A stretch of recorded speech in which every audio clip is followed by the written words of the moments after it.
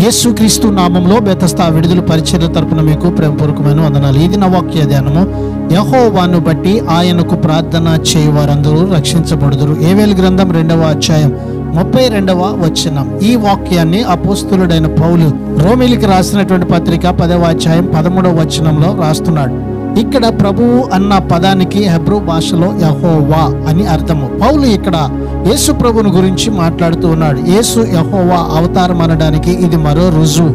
ఇక్కడ ప్రభువు పేర ప్రార్థన చేయడం అంటే ఆయనపై నమ్మకం ఉంచడమే. ఆయనపై నమ్మకం ఉంచే ప్రార్థన ఎప్పటికీ ఫలిస్తూ ఉంది. దేవుడు తన కృప ద్వారా పాప విముక్తి అందరికీ ఇస్తాడు. అయితే మనము పాపములను ఒప్పుకొని ప్రార్థన చేయాలి. అప్పుడే మనము రక్షించబడతాము. ప్రార్థన. మహాపరిశుద్ధుడా, మహోన్నతుడా, జీవాధిపతి, మా మంచి యేసయ్య, మరొక నూతన దినాన్ని మాకు ఇచ్చినందుకు నీకు వందనాలు, స్తోత్రాలు చెల్లిస్తూ నీ నామాన్ని బట్టి ప్రార్థన చేస్తున్నాం. మా ప్రతి పాపములను మన్నించి అయా నీ ఉన్నతమైనటువంటి రక్షణ భాగ్యాన్ని మాకు దయచేయమని యేసు పరిశుద్ధ నామంలో ప్రార్థించి అడిగి వేడుకుంటున్నాము తండ్రి. ఆమెన్.